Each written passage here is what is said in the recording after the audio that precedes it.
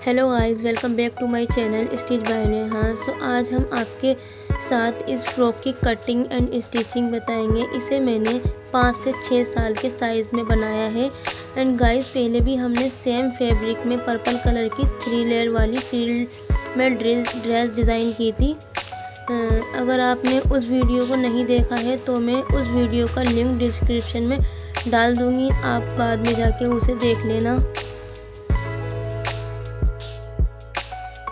Guys, यहाँ हमें ये प्लेटेड साटन दी गई है जिसकी फैब्रिक विद 54 इंच है। एंड हमने ये जो फैब्रिक 3 मीटर अबाउट यूज़ किया है। एंड साथ ही में गाइस हमने इसमें लाइनिंग के लिए 2 मीटर सेंटून फैब्रिक भी यूज़ किया है।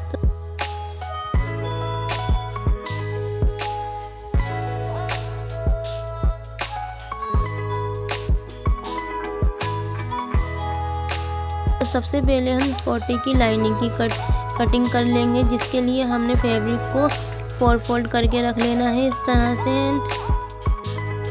तो सबसे पहले गाइस हम इसकी लेंथ और विड्थ मेजर कर लेंगे। तो लेंथ हमने जो ली है कोटी की वो 10 इंच ली है। एंड साथ ही में गाइस हमने इसमें 1 इंच का मार्जिन ऐड करना है। तो हमने 10 इंच पर मार्क करने के बाद 1 इंच का मार्जिन पर ऐड करना है और 11 इंच पर मार्क कर देना है इस तरह से। और हमने यहीं से देखना है इसकी विड्थ भी हमने 10 इंच ली है। एंड यहीं से हम गाइस शोल्डर के लिए मार्क कर लेंगे। तो शोल्डर पर हमने 5 इंच पर मार्क किया है। एंड 5 इंच पर मार्क करने के लिए अब हम आर्म होल की डीप मार्किंग करेंगे। तो इस तरह से सीधी लाइन को ड्रॉ करने के बाद हमने इसमें 5 इंच ही आर्म होल की डीप मार्किंग की है। तो इस तरह से स्ट्रेट लाइन कर लेंगे। एंड अब हमने इसकी बस्ट की मार्किंग करनी है। तो बस्ट की मार्किंग के लिए हमने 6 इंच पर मार्क किया है। तो बस्ट के लिए हमने 6 इंच लिया है। एंड अब हम यहीं से वेस्ट के लिए मार्क करेंगे। तो वेस्ट के लिए हमने 5.5 इंच पर मार्क करना है। एंड यहीं से गाइस हमने 2 इंच का मार्जिन ऐड कर देना है। यहीं से गाइस हमने 1.5 इंच का मार्जिन ऐड करना है। एंड हमने अब जो डॉट्स लगाए हैं उसे हमने इस तरह से स्केल से जॉइंट कर देना है। पहले हम आर्म होल के लिए बॉक्स ड्रॉ कर लेंगे, फिर हमने इस तरह से जो फिटिंग के लिए जॉइंट्स कर देना है मार्किंग को। एंड गाइस अब हमने आर्म होल की डीप मार्किंग के लिए जो मार्क किया था सेंटर में मार्क करना है। अब हमने इसमें कर्व शेप की तरह इस तरह से ड्रॉ करना है। तो ये हमने बैक पार्ट के लिए ड्रॉ कर लिया है आर्म होल। एंड अब हमने 1/2 इंच अंदर की तरफ फ्रंट पार्ट के लिए ड्रॉ करना है। तो अब हम अपनी कोटी को कट कर लेंगे। तो ये हमने बैक पार्ट को साइड कर देना है और फ्रंट पार्ट को रखने के बाद इस तरह से आर्म होल की जितनी भी हमने शेप ली थी 1/2 इंच अंदर की तरफ, वो हमने कट करके निकाल देनी है इस तरह से। सो गाइस, ये हमारे जो फ्रंट पार्ट और बैक पार्ट की लाइनिंग है वो कटने के बाद रेडी है। तो अब हमने टॉप फैब्रिक को कट करना है। तो हमने फैब्रिक को 2 फोल्ड करके रख लिया है इस तरह से। अब हमने जो लाइनिंग कट की थी उसे इस तरह से अपने फैब्रिक पर सेट कर देना है और जितना भी एक्स्ट्रा फैब्रिक है उसे कट करके निकाल देना है।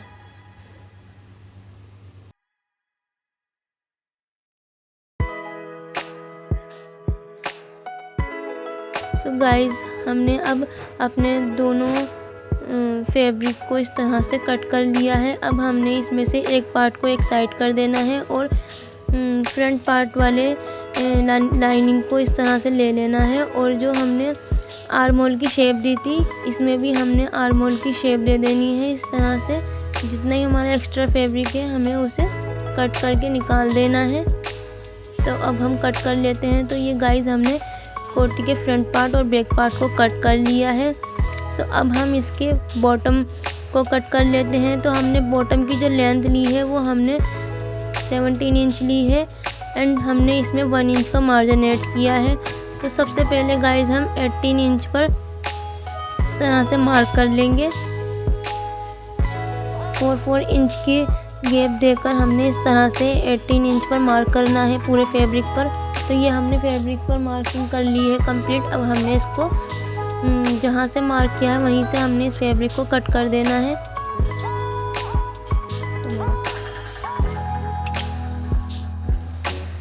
तो गाइस अब हमने इस तरह से सेंटर में से फैब्रिक को फोल्ड कर देना है और इसी तरह के इसी साइज में सेम साइज में फैब्रिक को कट कर लेना है अपने बॉटम पार्ट को।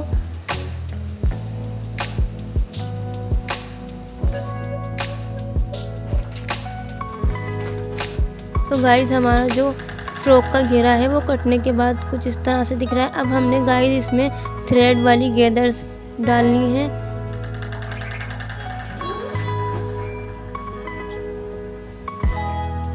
तो हमने इस तरह से इसमें थ्रेड वाली गैदरिंग करनी है।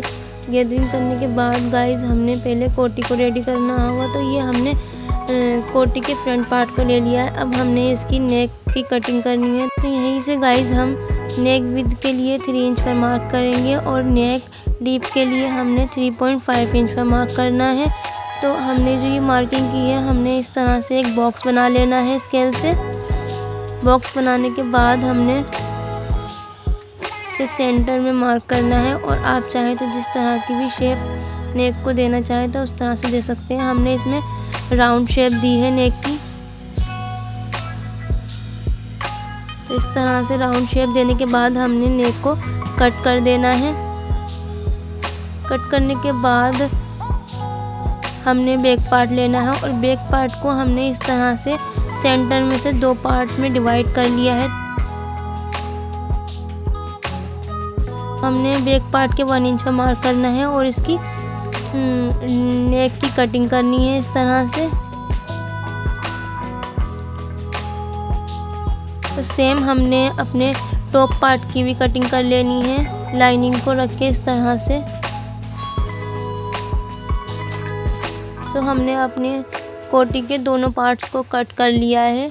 अब हमने इसकी स्टिचिंग करनी है। तो हमने इस तरह से लाइनिंग को रखना है टॉप पार्ट पर और इस पर स्टिच लगानी है।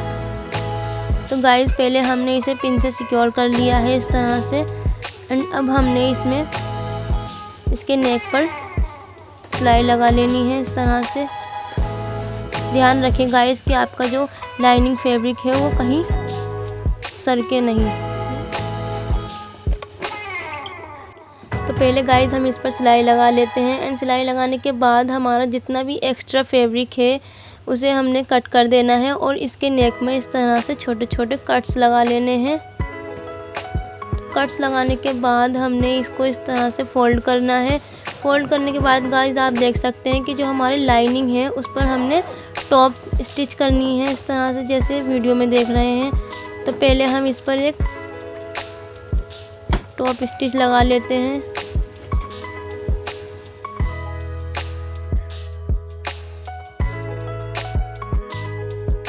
तो गाइस इससे क्या होगा, हमारा जो लाइनिंग का फैब्रिक है वो हमारा बाहर नहीं आएगा इस तरह से सिलाई लगाने से। तो सिलाई लगाने के बाद हमने इसको फोल्ड करना है और प्रेस से जमा लेना है।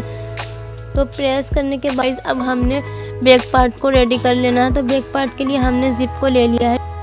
तो इस तरह से पहले हमने 1 इंच पर मार्क कर लेना है जिप पर मार्कर से। एंड अब हमने जो हमारा टॉप फैब्रिक है साटन फैब्रिक वो हमने लेना है और उसको इस तरह से फ्रंट साइड से रखना है और अपनी चेन को इस तरह से रखना है। पहले हमें चेन को इस तरह से ओपन कर लेना है और ओपन करने के बाद चेन को इस तरह से रखना है और चेन की जो हमारी जिस तरफ से चेन हमारी बंद होती है उसे उस तरफ से हमें सिलाई लगानी है।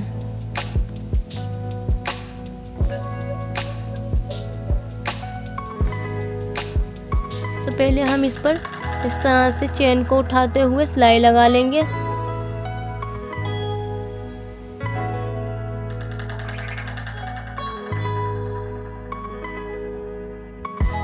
गाइस आप देख सकते हैं कि हमने 1 इंच पर मार्क किया है।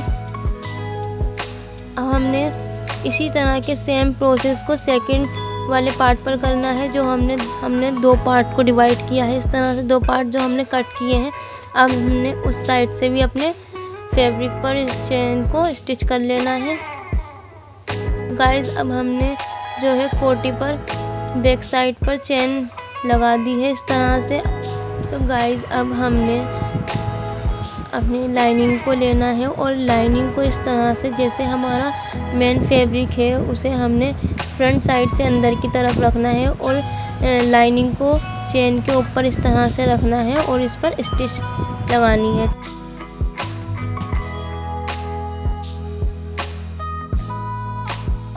हमने अपनी बैक पार्ट की कोटी को रेडी कर लिया है। तो आप देख सकते हैं कि ये इस तरह से दिख रही है ज़िप लगाने के बाद। तो अब हमने इसके नेक को स्टिच करना है।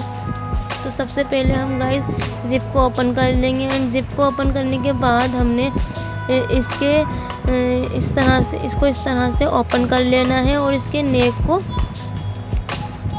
जिस तरह से हमारा नेक कटा हुआ है वैसे ही हमने इस पर स्टिच करनी है।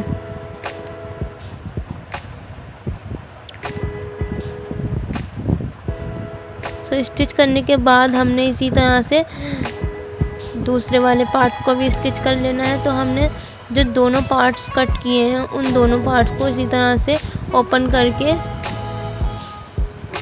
बैक साइड से स्टिच कर लेना है। तो ये जो हमारी नेक की जो स्टिच है वो अंदर की तरफ फोल्ड हो जाएगी।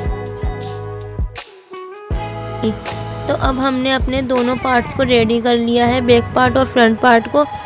तो हमने अब इसके शोल्डर को अटैच करना है।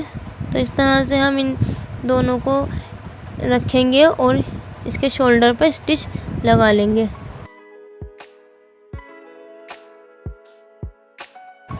एंड गाइस हमने यहाँ इसकी स्लीव्स रेडी करनी है। तो इस तरह से हमने इसकी स्लीव्स रेडी की है। तो हमने यहाँ फैब्रिक स्ट्रिप ले ली है। इसकी जो लेंथ ली है हमने वो 23 इंच ली है। तो आप अपनी अकॉर्डिंग इसे कम या ज़्यादा कर सकते हैं। तो यहाँ हमने इसमें गैदरिंग करनी है जो कि हमने मशीन से ही की है।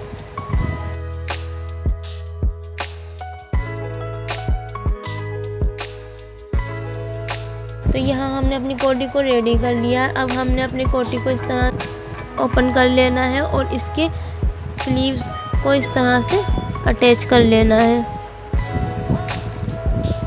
तो पहले गाइस हम इसकी स्लीव्स लगा लेंगे।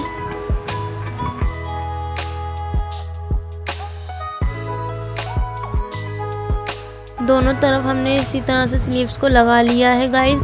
अब हमने इसमें जो है स्लीव्स में हमने इसमें ओरेप पट्टी को ऐड करना है, जिससे कि जो हमारा थ्रेड्स निकल रहे हैं वो नहीं निकलेंगे, इससे फिनिशिंग भी आ जाएगी। तो अब हमने ये ओरेप पट्टी ले ली है। इस तरह से हमने ओरेप पट्टी को रखना है और इस पर स्टिचेस लगा देने हैं। तो दोनों तरफ हम इसी तरह से अपने स्लीव्स को कंप्लीट कर लेंगे। तो गाइस आप देख सकते हैं कि हमने इस तरह से स्लीव्स में ओरेप पट्टी को लगा दिया है। तो ओरेप पट्टी की लगाने के बाद हमने इसमें फिटिंग लगानी है। तो फिटिंग लगाने के बाद गाइस ये हमारी जो कोटी है वो कंप्लीट है। अब हमने इसके घेरे में गैदरिंग करनी है। तो इस तरह से हमने घेरे को लेना है और इसमें थ्रेड वाली गैदरिंग करनी है।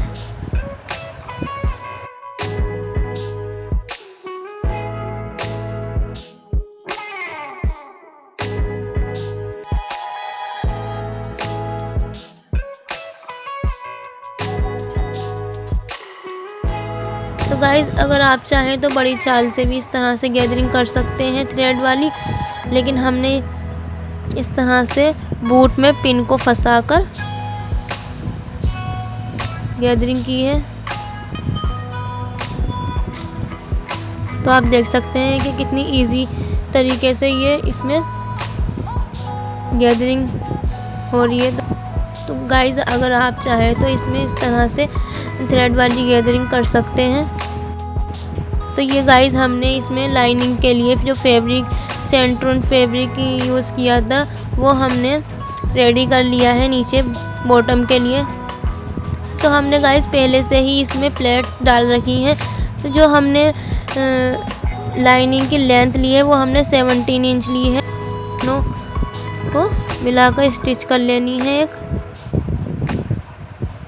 गाइस आप देख सकते हैं कि यहाँ हमारा जो लाइनिंग वाला फैब्रिक है वो हमारा टॉप फैब्रिक से 2 इंच कम है। लाइनिंग में कैन यूज़ की है जिससे कि हमारी फ्रॉक का लुक है काफ़ी इन्हेंस हो जाएगा। एंड हमने जो कैन ली है वो हमने 9 इंच की ली है। तो इस तरह से गाइस हमें अपनी लाइनिंग पर इसे स्टिच कर लेना है। इस तरह से आप एंड गाइस साथ ही में हमने इसमें 1.5 इंच का गैप दिया है जिसे हमने 1.5 इंच छोड़कर लगाना है। तो इस तरह से हमने इसमें प्लेट्स डालनी हो और स्टिच लगा लेनी है। तो पहले हम स्टिच लगा लेंगे।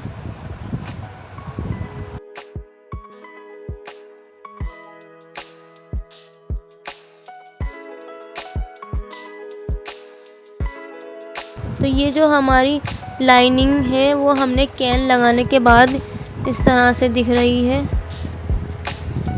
अब हमने क्या करना है, हमने अपना टॉप फैब्रिक लेना है और इन दोनों फैब्रिक को स्टिच कर देना है। जो हमारी ओपन साइड है हमें उसे इस तरह से स्टिच लगा के बंद कर देना है। तो यहाँ गाइस हमने अपने फ्रॉक के बॉटम पार्ट को रेडी कर लिया। तो आप देख सकते हैं कि हमने कैन में भी इस तरह से पाइपिंग ऐड कर दी है।